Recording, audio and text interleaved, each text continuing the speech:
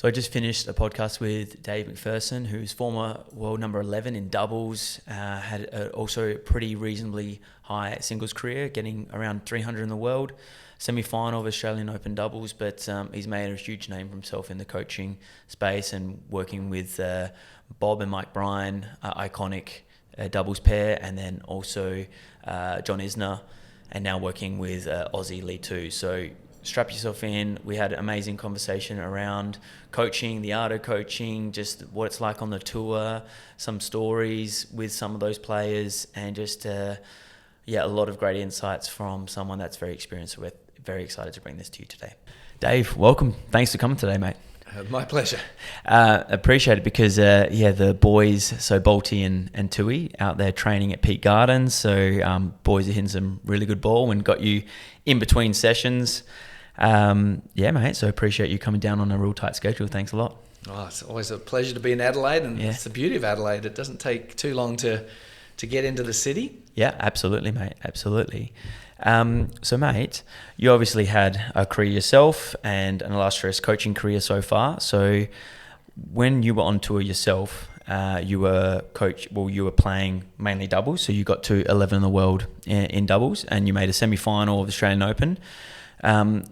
Were there some real memorable times? What do you remember from that Australian Open campaign itself? Let's go down memory lane, mate. Yeah, well, that's a fond memory actually, because we'll just get this nice. I'm sorry. That's a fond memory of that. I think it was the 1998 Australian Open. I played for the only time in my career with a really nice fella named David Wheaton, who was a top 10 singles player, but he was just interested in playing doubles for that particular Aussie Open, so that happened a bit organically. And we had this memorable quarterfinal win back when it was best of 5 sets, and you'd play out the fifth. And we played for 5.5 hours, won I think 13-11 or 14-12 in the fifth. No way. In a doubles match, 5 hours? Yeah, in a doubles match, 5.5. I think at the time it might still be the longest match in doubles Aussie Open history. I think it was. I just remember being so incredibly tired and just trudging into the locker room, happy that we'd won and saved about 9 match points, but incredibly had to play mixed an hour and a half later, and could barely. Poor Rachel McQuillan, she had to serve first, and I had the man serve second in the mixed. I was that tired, and we got rolled. But and then even 2 days later against the Woodies in the semis, I remember. Just my toes were all bloodied up, and it was a bit of a mess, and we did our best, but they cleaned us up and straight. Yeah. How was it? First of all, it's an incredible story. And I'm actually going to have to look at some highlights from that match. But how was it as a doubles pro back then? Obviously, lots changed since those times to now. But were you able to make a living traveling? How did it work? Were you playing week in, week out? In my early 20s, I was trying to be a singles player primarily, but wasn't having much success. I was mired at about 300 in the world in singles, and but kept winning the doubles challenger a lot of the weeks that I played. So I ended up the end of 1990 being inside the top 100 in doubles, and then a fellow named Pat Galbraith asked me to play in the American indoor season, and there was a big $1 million tournament in Toronto at that particular year, 1990, and we just somehow swept through the field and won it out of nowhere and made a big check. Then I was ranked 40 in the world out of nowhere in doubles, and I realised that this was common sense, and the only logical thing to do here is really focus on the doubles and play the big tournaments. So I was able to play all the Masters series and seeded in the Grand Slams and the doubles, and eventually I sort of had to give the singles away. Yep. But it was the right thing to do. My skill set was definitely better suited to the doubles. Why is that? What was it about your skill set in particular? Oh, I think being Australian, we knew how to volley first and foremost. We could handle ourselves at the net, and I was fairly slight stature, didn't have the legs, to probably be a strong singles player. I was quick, but not strong enough. Didn't serve that big, and just. My game was very old school. I could really only slice the backhand. So my backhand return was a bit of a liability in doubles as well, but it was an even bigger liability trying to win singles points against fellas that were playing the modern game. Yeah. But, I managed for a time there and ended up playing till I was about 35 years old. Yeah, nice. What do you love about just touring? Oh, gosh. As a player? So many great memories. I was...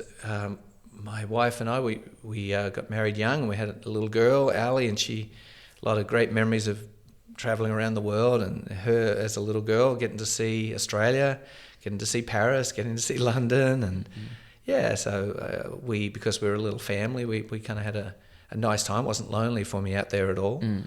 Because some players, they struggle with that. Well, you have to be made of stern stuff, travelling stuff, if you're going to be a professional tennis player, whether you've travelled with your wife, girlfriend, family, or a lot of the time you're by yourself, obviously, or just with your team. But that never bothered me. I guess I left Tasmania pretty young, when I was 13 years old, I think. Went to boarding school to train under Tony Roach, and so I was sort of taken away out of a home environment really early. And I remember the first couple of months being a little bit miserable, but after that, you just sort of get used to being away from home, and it 100%. Was all about the tennis, and it was all worth the sacrifice. Yeah. Were there some elements of the tour that you hated or didn't like at all? Oh, I wouldn't say so, apart from just the raw feeling of losing. Yeah. that tennis is so brutal on all the young players, and even when you get older, it's just you against the other bloke, or you against the other girl, or the two of you in doubles, and it's just and you only get to play once a week if you lose. So it's just, that is the real challenge, is dealing with adversity, dealing with defeat, not letting it get in your psyche, not losing belief and faith in yourself and enjoyment in the nature of competition. Yeah. That is not for everybody, and you've really got to be made of stern stuff and have a good team around you to overcome that, because there's so much losing involved in tennis. Like, you can be 30 in the world, and think about how much money you're making at 30 in the world in the men's game, say, but you're still losing half the matches that you're playing. Every second time you step on the court, you lose, and that's wildly successful if you're able to accomplish that. It's crazy. Yeah, 100%. You're spot on. Is that something that you think you were pretty good at on tour, or is that just something that's evolved over time for you? I'd say that was probably one of my strengths, is I was resilient. That was part of why I was able to persevere and make it, because yes, it hurt like the dickens to lose, but I was pretty good at taking the lessons from a loss, trying not to waste a loss, and I've carried that forward into coaching, very much into trying to help my players learn the maximum out of every loss, so that the loss has a purpose. Sometimes your losses can be the most important things in your growth as a player, if you learn that lesson well, and learn not to lose that same way again. It's so true. It's with the players I'm working with now, and just observing a lot of the younger generation, they're really, really struggling with that. So what advice would you give to just juniors or any aspiring tennis player on how to actually handle losses, or what tools or what strategies you put in place to actually see it, or change your perspective on it to actually get something out of it, to move forward and not let it almost paralyze you in a way? Yeah, that's the big thing, because to be a successful athlete, you've got to have an ego. You've got to be a fighter. You've got to hate losing. Yeah. But by the same token, you can't. It can't be too much for you. If it's too much for your emotions, the losing, to the point where it paralyzes you, as you say, and you can't perform under pressure, then you need to learn to overcome that. So you've really got to embrace competition, and be able to accomplish what the cliches say, stay in the moment, be present. It's all about the next point, be resilient, but that's all truth. And if you can accomplish that and be a player, an athlete that can just live in the moment, compete to the maximum, and think clearly under pressure, then that's the beginning, the pathway to success, if you have the physical tools as well. 100%. Yeah, I mean, you can learn the tennis. That stuff that you're talking about is the harder. It's the meat and potatoes behind what creates someone that has the resilience and the rigor to actually be on the tour long term, right? It's not easy at all. Yeah. With your experience, how has the tour changed? So you've obviously been on the tour as a player, you've been on the tour as a coach, you've seen it transform over time, and maybe in the last 30 years now, really. Yeah, I'm 57 now, so 40 years, I suppose, since I probably started playing the satellites back in the day when I got out of high school, and just hit the satellite circuit. We call them futures now, but in my day they were called satellites, where you'd play for a month and collect points, minimal prize money, playing at country towns in Australia, or we'd go overseas, and you might be in, say, Switzerland for a month, Holland for a month, France for a month, just playing the low-level tournaments, but just building up your points and your ranking. So I had quite a few years of doing that, and it was far from glamorous, of course, but also great memories too, because you have a kinship, a fellowship with your fellow competitors, especially the blokes from your own country, your fellow Australians that you'd be out there travelling with. So it's and you once still be again, close not for with everybody, but you build great friendships and the stories. You got I was going to say, like, you'd still be close with a lot of those guys now, and reminisce on so many stories. Gosh, I mean, there's so many fellas that close with, but look at what some of them have done in their lives. I mean, Darren Cahill, I think, for a great example. He was 2 years older than me, but I remember Darren chopping me up in a Swiss satellite somewhere, and just think about all that he's done in his career since then, both as a player and as a coach. And he's just one of many. I mean, Mark Woodford, Todd Woodbridge. I mean, all the fellas that we grew up with. Yeah. So just going back to the changing of the tour. So how have you seen it change over the years? What are some of them? Yeah. Well, with the advent of the increased prize money, players are able to bring larger teams, take it more professionally, able to afford to not only have a coach. It was a big deal back in my day if you had a coach, let alone a coach, a trainer, perhaps a mental coach, a sports psychologist. These are the key components to making a great team these days as players look to move the margins, get the 1%ers that make the difference. So, but back in those days, there wasn't enough prize money unless you were at the absolute top of the game to even think about that. So that's where I think that everything's changed, is that everything's so much more professional now with the advent of the prize money increases. Yeah. Anything else that you've kind of seen in terms of the actual game itself? Do you think it's kind of moved in a different direction? And I guess where do you see it even moving again from here? Oh my goodness, yes. I mean, the ferocity and the consistency of what the players are able, how hard the players are able to hit the ball.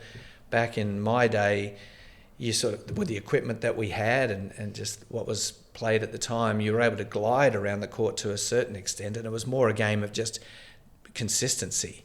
But now fellas are hitting the ball with such ferocity that you just got to tear about the court just to stay in the rallies. And somehow with the good rackets, the great string, you're able to be consistent while you're hitting the living daylights out of the ball. So I am a tiny bit concerned that the serving could one day get too big, that we might have to tweak the rules. But at the moment, it seems like tennis is in a super healthy place where, yes, to have a big serve is a big help, and you can get 1 to 2 free points a game with the serve. But fortunately, it really is the overall player, the player who can move, crack it from both sides, play a little bit of net, have touch, all the things that makes tennis so attractive. I think tennis is in a real sweet spot right now. Yeah, 100%. Do you think it's stronger now than what it was even like 10 years ago? Because there is a bit of debate with like the top 10 when Feds, Djokovic, Nadal, and then you had Del Potro, Berdych, those guys. That was like the best ever, and now the top 10 is not as good. I mean, it's hard to even compare, but do you think the level is higher now than what it was then with the greats all emerged in that? I think so. I think that tennis is just gradually getting better all the time. So the actual pure tennis that's being played right now in 2025 is probably just fractionally superior to 2020 or 2015. And that was a great era, the one you're talking about, and especially to have a number 5 in the world like Del Potro. Yeah. But a lot of that was just also not only his attractive tennis, his persona. He was such a cool dude, and winning that US Open, and his high level was so high. Yeah. But the fellas that are 5 and 6 in the world now are, just probably day in, day out, just even playing fractionally better. It's just the way all sports is, really. It just continues to gradually evolve in an upwards trajectory. Yeah. Do you think tennis will ever attract like an absolute beast athlete, like you would see in basketball, for example? Like some of those guys are like 6'8", 9, 10 that are just monster athletes. Well, that's just the only thing. If the serving got so good that someone, I used to coach John Isner, who was 6'10", 6'11", and he had the most beautiful serve. But depending on the conditions, the serve could be blunted by heavier balls, colder temperatures, slower courts. So we just have, and tennis is able to sort of tweak the conditions with the ball and the court speed to make sure that serving never becomes too overpowering. So I think we're in good shape, and at times they've sped it up. There was the era in the 70s where everyone was just playing so safe, and the Borg Verlander matches where you get these 60-80 shot rallies, that things needed to be sped up to be a bit more entertaining from that era. So I think we're just in singles. Doubles, I think, as we talked about earlier privately, that we need a rule change there to make doubles more attractive. I think that the points are too short in doubles. I formation has sort of taken over the men's doubles game at least, and the serving so good, and the net coverage from the net player from the I formation is just too overwhelming, too hard for the returner to get a point going. Yeah, I'd like to see us introduce a rule where, like pickleball, you have to stay out of the kitchen. I'd like the server's partner or the serving team not to be able to hit the next shot from inside the service line. In other words, giving the returner a chance to get the ball in play, and then we'd really see some more entertaining doubles. But I'm actually not really sure who to talk to about that. Yeah, we need to create we don't have some it like in the AFL where we have a rules board committee that are always trying to make the game more attractive. I don't even know if we have that in tennis. Yeah, it's such a good point, because when you were talking to me about that earlier, I was like, wow, like what an interesting rule change, and I never thought about that, and I think that would be so attractive, because what we love about doubles is those exciting points. And when you play doubles and you experience those points, it's some of the best feelings that you ever have as a tennis player. Like, those points are incredible. And the synergy between you and your partner, and everyone moving as a unit on the court and just finding the spot and then reacting, hitting that volley there. And that is what makes doubles amazing, and a sport that could be very marketable and attractive for people and viewers. So I think that rule change is something that would do that, because like you said, there's maybe like 1 in 8 sort of points, that sort of...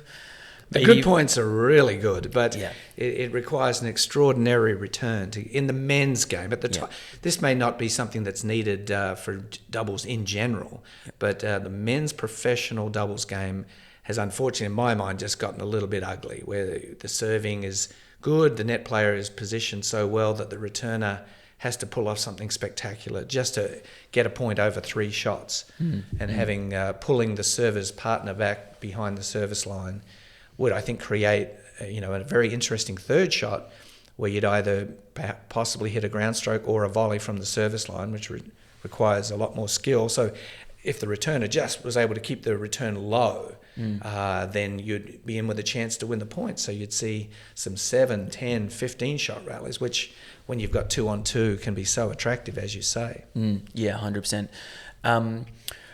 But I think also, are you happy with the rule changes around sudden death juices, match tie breaks? Very happy with that. Because that's obviously very different. A good rule change. It's kept the doubles matches shorter, which is good for the fans, and it's also encourages singles players to have a bit more of a crack, because they know that doubles match is only going to be an hour and 10, hour and 15.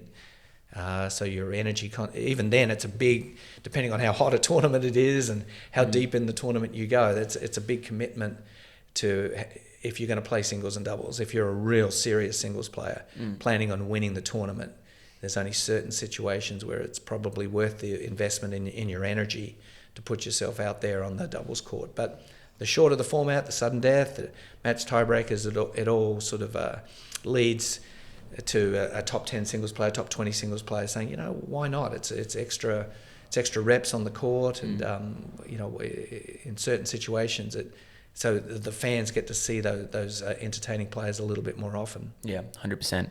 I mean, we've been speaking about doubles and dancing around some of the coaching experiences you've had, but I want to dive into your experience with the Bryan Brothers. Obviously, this is a huge milestone for you in your coaching journey, to work with players like that and have that experience. And then obviously from there, it leads into other great things once you have that. So how did that come about? And let's dive into talking about what it was like working with Bryan Brothers, probably the last great doubles pair that we've seen that are very marketable, and you go, wow, like they're amazing to watch. Yeah, it's so cool. They're getting inducted into the Hall of Fame this year in August, so that'll be a special day. Gosh, yeah, things are just meant to be in life. I got to play them 4 times when I was finishing up my playing days, and they were just coming out of college and taking doubles by storm. And so I got to play them 4 times, memorable matches. And then I was playing world team tennis post-career, perhaps 2005 it was. I'd already been retired for 2 years, mostly just coaching back in Sarasota where my family and I lived. But I would play world team tennis in the summer, and the Bryan Brothers were our marquee doubles team, and they would come in for 2 or 3 special matches, and I would just ride the pine and just support them. But there was one rainy night in St. Louis where they were down a break to Ehrlich and Ram, the Israeli team, and I just remember giving them a bit of perhaps tactical advice upon resumption that worked, and they ended up coming back and winning that set for us. And then the next day that must have got them to thinking, well, right now we don't have a coach, and in their mind they had lost the Wimbledon final of 2005 because they hadn't had a coach that had given them a clear game plan. So their dad came up to me on the flight the next day and just said, how would you feel about, on a trial basis, working with Mike and Bob for the rest of the summer through the US Open? And I was very flattered that they asked me, and I said, let's give it a go. And sure enough, they won that US Open. They'd lost all 3 Grand Slam finals in 2005, the Aussie, the French and Wimbledon. Made the finals of all of them, but lost all of them. So that was a pressure-packed night, that night before the US Open final, for them especially, but for me also as the new coach, knowing that I wanted to make a difference. I wanted to help them take one more step and break this curse that they were living under, the cloud of losing all these finals.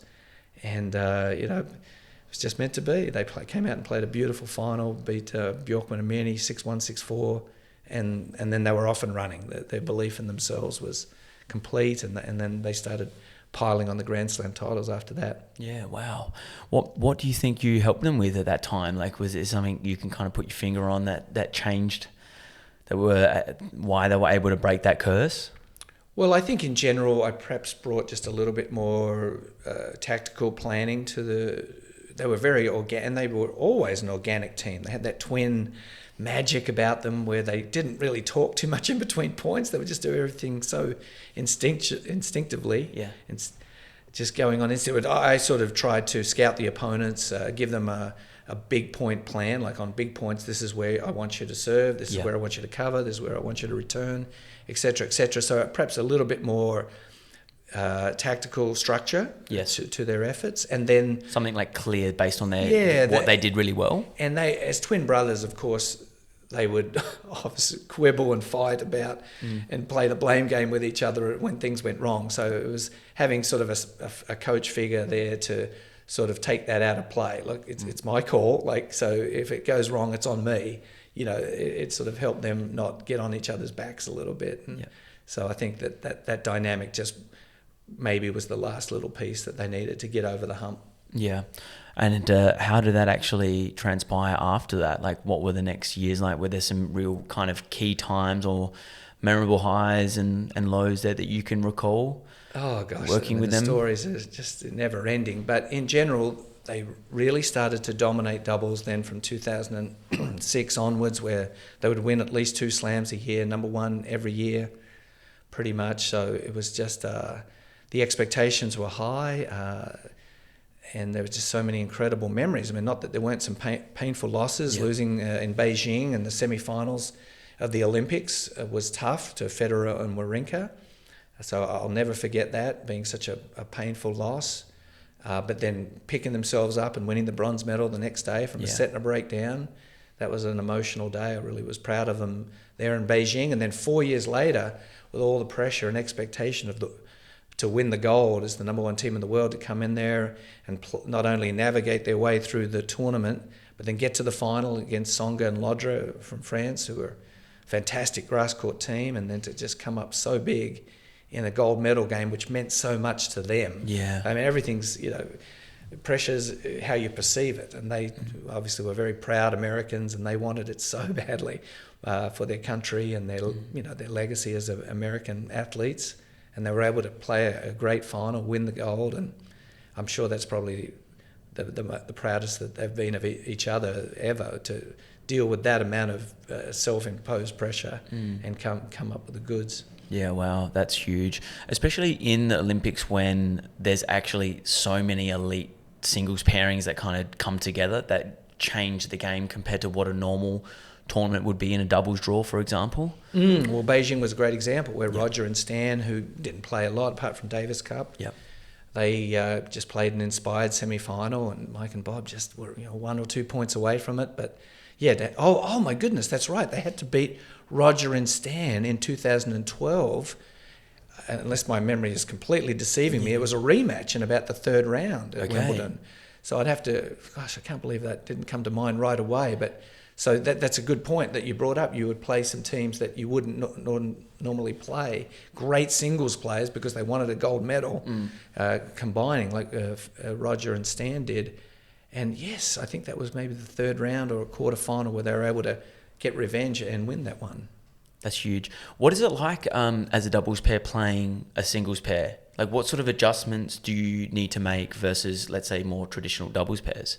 Well, here I am talking about elongating points and changing the rules in doubles to make it easy on the returners. But when the Bryan brothers played Roger or Rafa or Novak or whoever they might have been pitted against as a singles player, you're trying to end that point quickly on serve because you don't want them getting in a groove, getting to use their incredible forehands or backhands.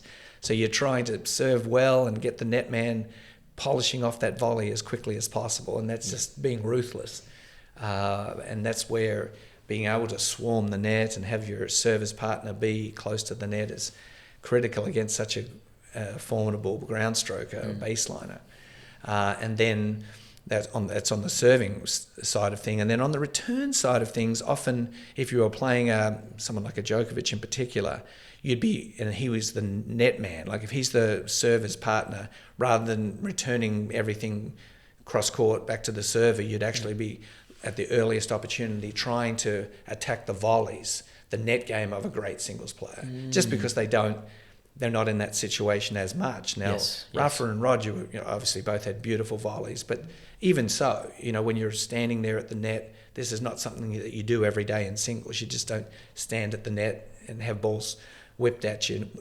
And so that was a big Bryan brother tactic, is to maybe return one ball cross court, but then right away attack the net man, the singles player, and put a nasty, vicious topspin shot at them, and that used to work time and time again against good singles players. Did they really get excited for like playing a good singles pair? Did they just like very much so? They just get pumped for like a challenge to play against some of the greats? Oh, very much so. Their record against the great singles players was excellent. I mean, I don't think they ever lost to Rafa, and probably played him 6 times, and he was such a competitor. Like he would have liked nothing better to have beaten the Bryans in doubles. Yeah, and, of course. I've got one little story that I'm so proud of them. It was at Indian Wells. It was just a second round match, perhaps. Night match though, huge crowd, and Rafa's playing with Mark Lopez, who was such an amazing doubles player, and they won a couple of Indian Wells, Nadal and Mark Lopez. So that was a big match in doubles. I mean, and Rafa came to the coin toss, and he was doing kangaroo jumps right in front of their face, like in other words saying, bring it. Yeah, like I'm coming to beat you tonight. I'm Rafa, and like I'm ready. And so he's kangaroo jumping at the net as the umpire's giving the instructions. And bless his heart, Bob was not going to be intimidated. He starts kangaroo jumping right in front of Rafa. So it's 2 guys just kangaroo jumping to sort of try and like peacocks, just trying to flap their wings and say, no, this is my sport. Yeah, exactly. So and then Bob and Mike came out and won that night. So that was another night I was super proud of them, because there's no more physically and mentally intimidating sight than in tennis than seeing Rafa and Nadal doing kangaroo jumps at the net in front of you. Yeah, crazy. Yeah, it is imposing figure for sure. How did this lead into working with Isner? So how did that come about? Was that already connection made through the Bryans, and how did, I guess, the journey end with Mike and Bob, and was that all good? It was just a natural progression of time, and I guess how did that lead into your next experience? Yeah, John and I we were such good mates. Davis Cup experiences, because Jim Courier, Captain Courier, would invite me to come and coach the doubles point just to make life a bit easier on him. So got to know John pretty well through Davis Cup. He'd be on the playing the singles. I'd be coaching Mike and Bob at their point. So we became really good mates. We both love our sport, so we had so much in common. John and I would be able to talk all the different sports. He could even talk Aussie rules with John. He loved the Fremantle Dockers. So, to this day, every time the Dockers win or lose, I text him and stuff. Yeah. So you finally got to text him again after the weekend. Yeah, that's right. But so there was a friendship there. So when John did decide to have a coaching change at somewhere there about 2016, 17, he asked me to do a few weeks with him.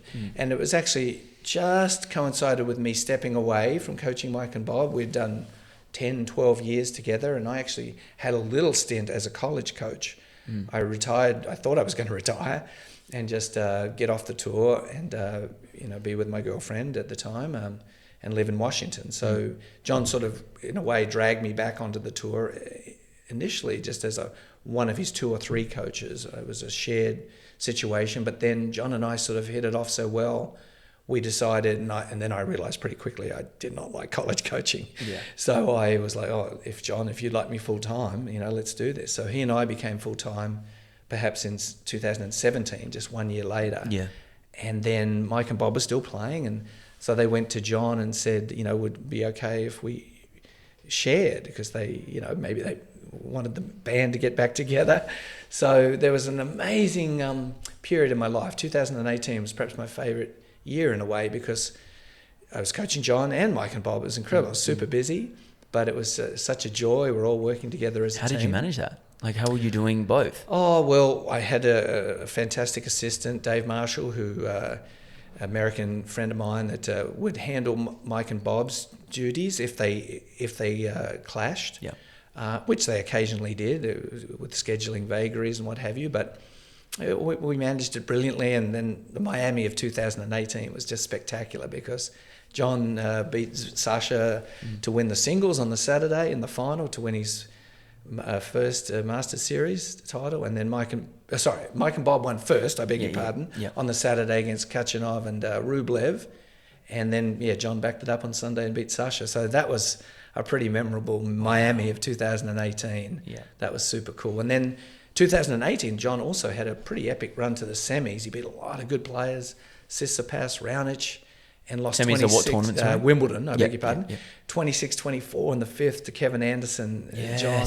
So I was out there in the box at Wimbledon for like 6 hours or so on the, I guess, semi-finals day is the Friday. Yeah.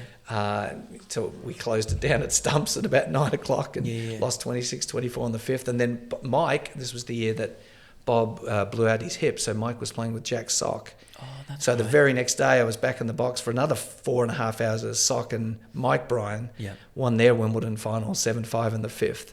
So 2018 was, coaching-wise, was quite a year. Had some amazing memories. Well, no, you wouldn't have been there when Isner played Mahut. No, I was coaching Mike and Bob. Yeah, that was well before. Ironically, Mike and Bob were on the schedule following the Isner match that first day, and we were just sitting in the locker room, just pacing the ground, saying, "When are we going to get a game here? These blokes keep holding serve." That would have been a crazy experience. Everyone would have just been kind of hanging around that court, just wondering what was going on and trying to figure out, what was happening. Just on the scoreboard, it looked so strange. 33, 32, 47, 46. It just looks so bizarre. And I'm glad I wasn't involved in that. John's still traumatised by that match. People often like to ask him about that match, and it's nothing that he looks back fondly, really. I mean, perhaps over time he will, as being part of Wimbledon history, but it was just such a traumatising match to him personally, and I'm sure Nico Mahut as well. It just went on forever, so it just took everything that they had, and it was tough. Because that prompted the rule change, hey? Because there was now no slam has the just win by 2 in the 5th set. Actually, the Wimbledon rule change came after the other match that I referenced, when John lost to Kevin Anderson 26-24 on semi-finals day of that year in 2018. That pushed the Djokovic-Nadal semi so late that they only got one set of it played, and it impacted the whole thing. Then Yep, It was better off not to play. It was unfortunate because it was like 18 all on the fifth with Anderson and Isner, and the crowd are starting to get restless. They're pulling for a break so hard because they came to see Djokovic and Nadal, and they were getting robbed. So it was the very next year after that, in 2019, that they changed the rule and blow me down if Djokovic doesn't beat Federer 13-12 in a match tiebreaker in the fifth. So the very next year, it really impacted that final because Djokovic and Fed got to 12 all in the fifth. That final was amazing. Wild because Federer was all over Djokovic. It was a magnificent match. Yeah. But Djokovic just came up clutch in every tiebreak. I mean, it was crazy. And yeah, we can obviously, so many of us are, and I love Novak too. Just have nothing but love and respect for him. I think he's the world of Novak. But Roger was and I'd had that little cameo Davis Cup coaching experience with Roger for the Swiss team years previously. So I was always couldn't help but pull for Roger in those situations. I think everyone, so many guys just fanboy over Roger and just wanted to see him win one more, and that. Yeah, I'm still haunted by that day, but slowly we move on. But mate, so talk us through how it was different working with singles and the doubles, right? As a coaching, like it's completely different strategy. Were there other things that was different that you would bring in as a coach that, was very different to what you're doing with the Bryans? Yeah, well, it was definitely a transition, and of course Isner being, his game style was quite unique as well. You just really have to tailor not only your tactical, but just the way John was in comparison to Mike and Bob. Mike and Bob had their own dynamic, their own fierce intensity. John was a lot different to them in his approach and just the way he liked to conduct his game, his life, his preparations. So I had to sort of morph into someone that was a good fit for him. And we were able to do that because we were good friends, good communication. And I think a good coach is flexible. Yeah, because, perhaps as a football coach, you have your brand of football and you mold your team into playing the way that you as a coach want to see. But in tennis, you do have to work with the skill set and the personality of that one person that you're coaching. So I felt like I did a pretty good job of adjusting to John's rhythm, John's tactics, being a big man, a big server, someone that, had to obviously be very decisive and play aggressively. He wasn't going to win a lot of points playing just safe, so to speak. Yeah. What sort of things do you feel you wanted to really bring and that you felt like you made changes with over time to his game? Well, we did work pretty hard on his net game. I'd like to think that he, in that Wimbledon run where he almost made it to the finals, he volleyed beautifully. I had him serve volleying on every serve in practice. I would only give him one serve. I wouldn't let him in practice. I'd get the best returner I could find and only give him one serve and make him serve volley just to try and get him ready for Wimbledon. And it did work. I mean, he had a beautiful run to the semi-finals, almost to the finals. So I think that his overall net dexterity and competence improved a little bit with all that hard work. And then it was just a constant battle with him, just getting the best out of him mentally. And John was a wonderful tennis player. Like he was not, he and Riley, jokingly call themselves bots, like I'm such a bot, but it's really, he's so gifted. He had a beautiful forehand, a very solid backhand, lovely touch, had a good drop shot. It's just not easy being 6'10", 6'11", and a lot of the points are played from the baseline with a movement differential. You're playing any of these top fellas, and it's just you're going to get outmoved. So it was just trying to get John in a calm mental place where he was able to go for his shots and be dangerous, be decisive, and whenever he was on balance, letting it out. And that was, it's more difficult than you'd think. Like John's had a bit of a tendency to want to make the ball at all costs, not to make mistakes. And sometimes he would play the big points, the 30-40 type points, a little bit conservatively. He just didn't want to miss. But when he was at his best, he was very decisive, very compact, not overswinging, but hitting the ball clean and decisively on the big points. And when he had his big results, that was a hallmark of his success, and that he seized his break points, by playing efficient, calm, decisive tennis. Yeah. It's so interesting to talk to you about more of the art of coaching, right? Like knowing your players so well to actually get them in the right state of mind and create the feeling and the environment around them to help them be at their best, to bring out their best level, and kind of doing that sometimes without even saying anything. It's like, what sort of things, or how would you kind of pick up on a vibe to actually go, well, I got to really do this to make sure that John's in this energy, this vibe to play at this level on this given day? Yeah, I mean, you hit the nail right on the head there. And of course, with Mike and Bob, they were twin brothers, and they'd feed off each other. We'd talk about the match, the tactical aspect of it, but I could rely on them as twin brothers to sort of fire each other up, and when they put the war helmets on, they got the best out of each other. So, but when you're coaching singles, of course, it's a lonely spot out there for the singles player. Like they've only got themselves to talk to out there in their own head. So, really, I think the onus on the coaching was more, as a singles coach, you've really got to help them deal with their thoughts, their emotions and stuff. And now we're able to coach a little bit more from the side of the court.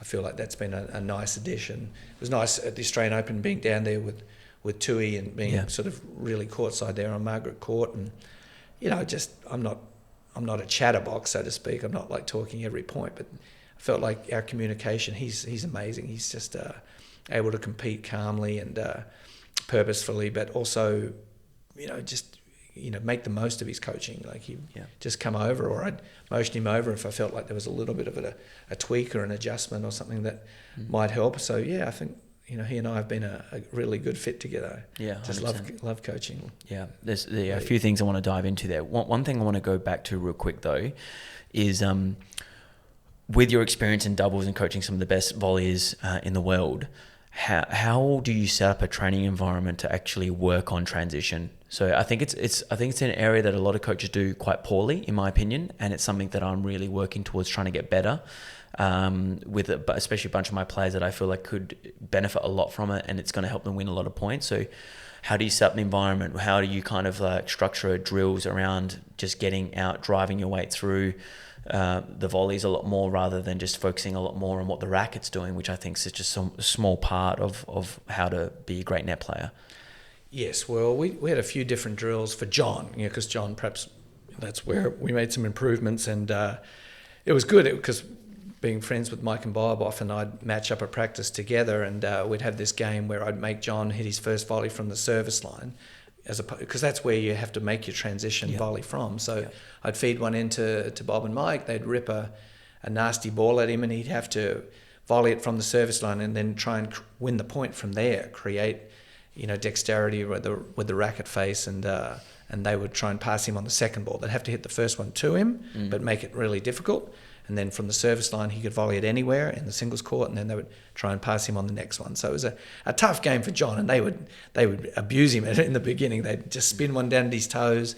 If he dug it out, he didn't dig it out too well, and they'd pass him on the next one. And so he was pretty frustrated early. Mike would beat him. So that was a 2v1, like two? No, just 1v1. Okay, so then you'd interchange? Yeah, exactly.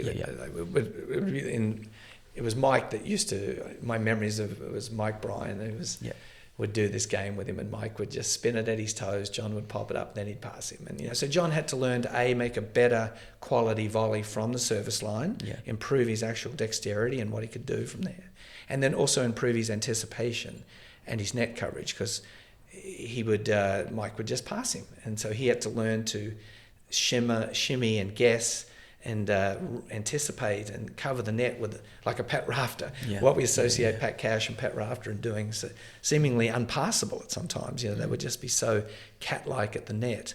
So it's not only the volley itself, it's the net coverage, the anticipation, to be able to read off your opponent's racket where they're going with the pass. And so John, we play that game ad nauseum, and he was, to his credit, he would stick it out because he would get beat pretty badly in that drill by a Bryan brother.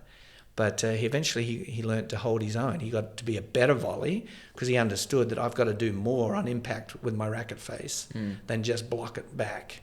So he got a better volley as a result, knowing that he needed to do more and find the hole in the court, just instinctively. But then he got a lot better, even as a big man, of establishing correct net position, getting in a kind of a soccer goalie stance right before the passing shot came off the other bloke's racket. And yeah, he covered the net pretty well by the end. But that was the drill that we did primarily for him. But I also like to do a lot of volleying into the corners. Normally when people practice, they just volley up the middle. And such a good I point. find that to be a little bit, it's okay. But it's just not realistic. It's not as realistic as... So we often have, when Tui and I are practicing, we'll obviously put the sparring partner sometimes in one corner or the other and volley into the corners. And then I encourage Lee to, every fourth or fifth volley, play a drop volley. Especially when we have a sparring partner who's willing to do whatever we want, as opposed to another professional where you might be annoying them by hitting every third volley for a drop volley winner. Yeah. But it's realistic. So that's why I often like John or Lee, whoever I'm coaching in singles, to practice with what we call sparring partners, who are really good college players or juniors or something, who are very good ball strikers, but quite happy to work on whatever you might want to work on. So the art of the drop volley is obviously super, super important on clay or even on hard court, but grass in particular. So I think more and more we see with drop shots and drop volleys how valuable they are. Because if you volley deep to someone's good ground stroke, chances are they're gonna pass you a lot of the time. So I think that that's a good drill. Yeah. It's a good drill working on your drop volleys, your touches, because they're really valuable in today's game.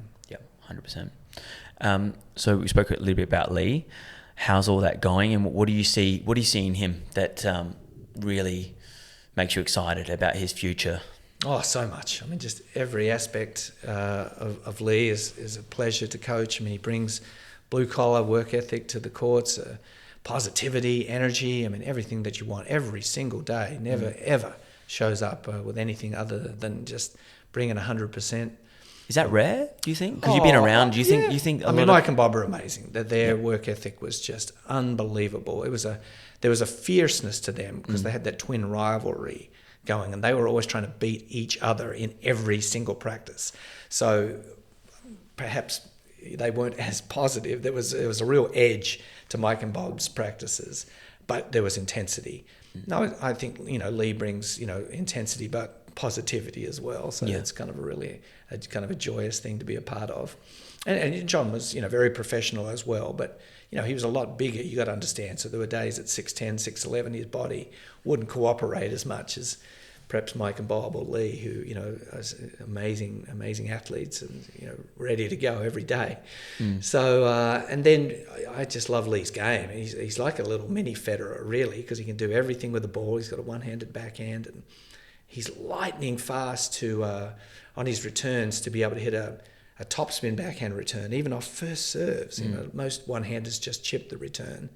And it's a bit of a liability, or it's limiting to be only able to chip. Yeah, it's a bit of a strength for him. But he's amazing. Like he's a bit like Mike Bryan used to be in the doubles. Like you could hit 125 mile an hour serve, and Mike Bryan could come over it and just and Lee too can do the same. It's just I love it. And then so he's got a super cool game to watch and coach, and then you combine that with a great attitude. Someone who's eager to learn. He's soaking up every bit of information I can impart to him from all that I've seen and learned over the years. So it's just a joy. And so it's that combination of immense talent that he has, God-given abilities, but then you combine that with work ethic and positivity, and you've got something to really, really get excited about. Yeah. So how does your approach with him work and differ from maybe your experience with Isner? Because how have you kind of like found what his personality is and how you need to be around him to help him maximize the most out of himself? Yeah, well, I think that Lee, I inherited John much deeper into his career. Perhaps, he was 32 or 3, and somewhat set in his ways. So I felt like I wasn't able to impact quite as much change, perhaps with John, as I feel like with Lee, who's he's in his mid-20s, but like he's still very he's raw to the tour because he's only been on the tour like in recent times. So I feel like he is so it's like a kid, like still, a sponge. Really trying to examine every aspect of his game. Leaving no stone unturned in every shot, every mental aspect of everything, tactical. So it's fantastic for me because I feel like, wow, I'm getting to coach my butt off here, like I've got someone that wants to be coached and has all the tools. So we can really implement so many different strategies because he can do just about anything with the ball. And, I've been trying to figure out, what's the best way for him to play, and that can vary a little bit on surface, opponent, blah, blah, blah. But in general, he's an offensive player, very much in the mold of a Federer. Yeah. And we one-handed players just don't do well when the ball's above our shoulder on the backhand side.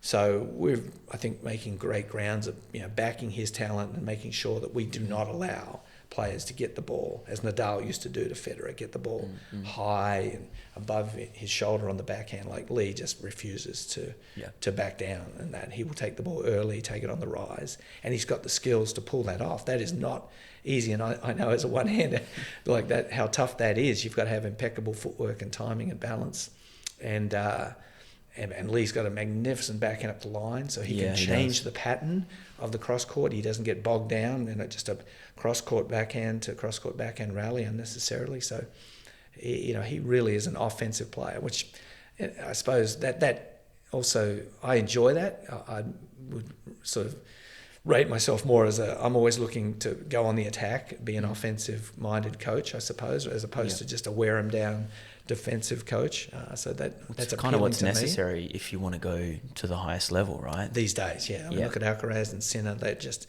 gunning the ball and not hesitating about coming into the net or pulling the string on a drop shot if it's the right time, So really, and that's the great part about tennis, is that it really is an attacking brand that is rewarded right now. So, and then Lee is playing in that vein. Yeah.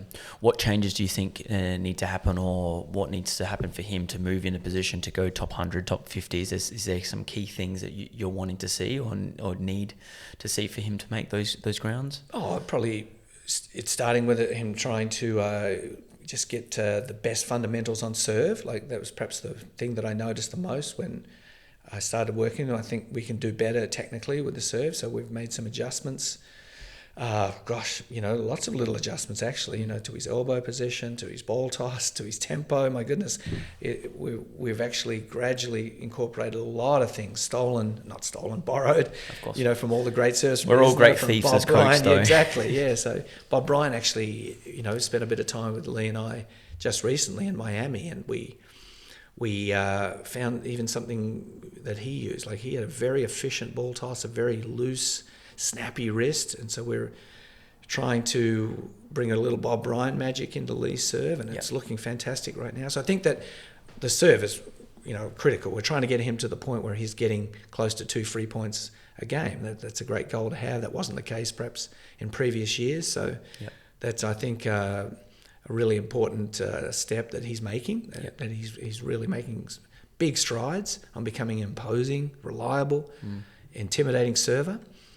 And then, we're working on him being an aggressive player, but missing less. So we're trying to impart some more shape. Exactly, as these great players do. I mean, they gun the ball, they hit it with ferocity and power and accuracy. Yeah.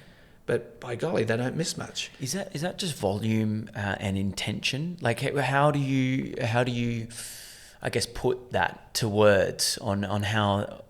What that actually is? Well, first and foremost, there has to be a focus on it. You have to really notice, that ball cleared the net by too little. That is not safe.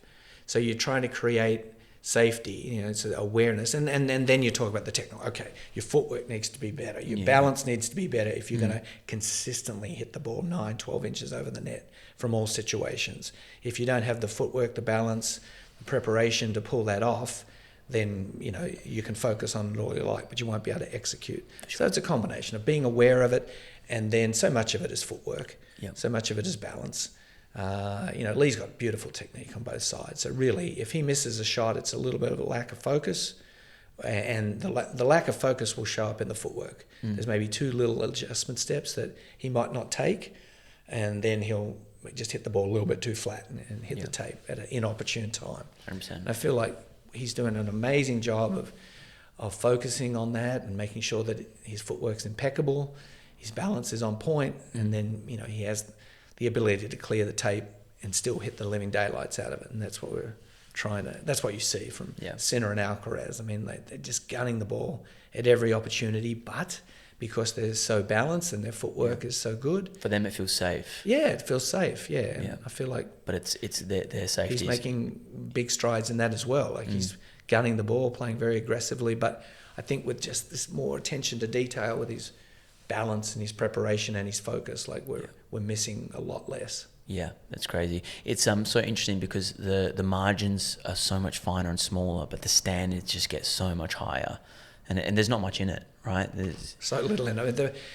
He's obviously at a ranking right now where he's playing, primarily challenges, and the level of play at the challenges is phenomenal. These guys are such wonderful athletes, tremendous players, but just incrementally as you just raise your level 5-10%. Yeah. Now and we're talking about up. 50 in the world, 25 in the world, and so there's not much in it. Yeah. And a lot of it is just also belief when it comes down to it, believing in yourself, staying calm, and executing your best stuff in the big moments. I mean, that you can't put a price on that as well. Is this almost one of the more exciting times in your career, like starting with someone raw and you having a lot more input?